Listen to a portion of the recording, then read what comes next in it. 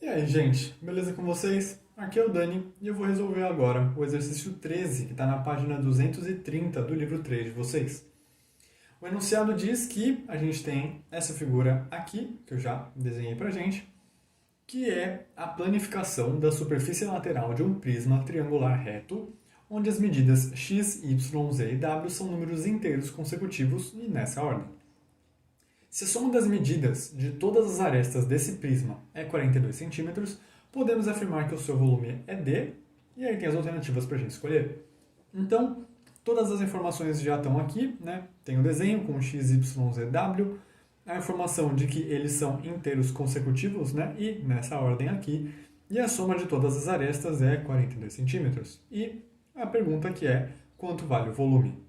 Então, o que acontece? A gente consegue colocar todas as letrinhas, né, as incógnitas aqui, em função de x. Então, o x é o próprio x, o y é x mais 1, o z x mais 2 e o w x mais 3. Assim, a gente tem, né, eles inteiros e consecutivos aqui. Inteiro não necessariamente aparece nessa parte, né? A gente poderia ter um número com vírgula, mas na resposta a gente sabe que tem que ser alguma coisa inteira. Bom, agora o que acontece? A gente tem que usar a informação das somas das arestas, sendo 42. Então, é uma questão agora de imaginar como é que isso aqui fecharia para formar o nosso prisma.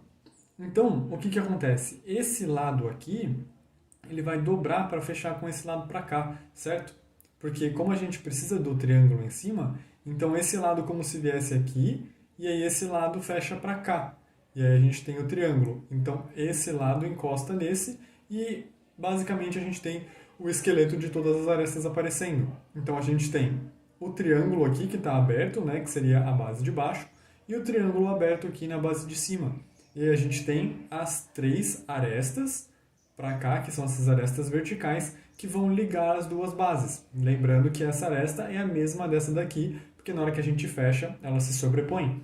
Então, para fazer a fórmula da soma das arestas, a gente precisa de 2x, 2y e 2z, que seriam as duas bases, mais as três arestas verticais. Isso tudo dando 42.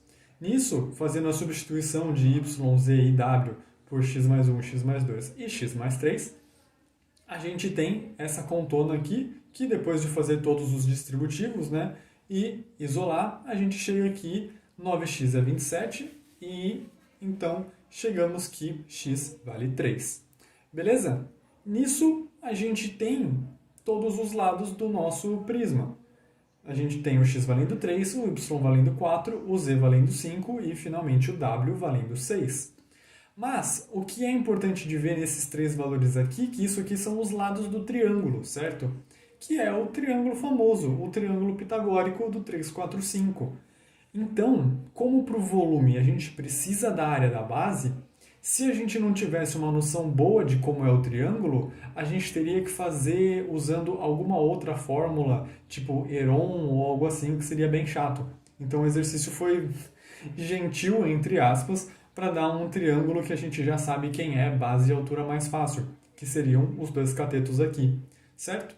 Então, para fazer o volume do prisma, a gente vai fazer a área da base, que vai ficar 3 vezes 4 dividido por 2, né? Já que um dos catetos é a base e o outro cateto tem que ser a altura.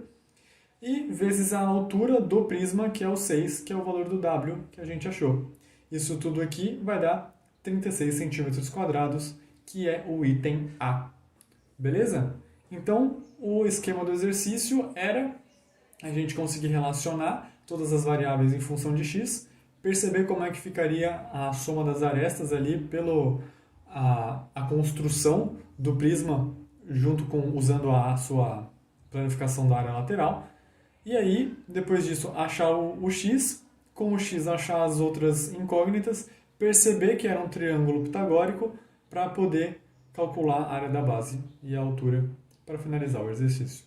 Beleza?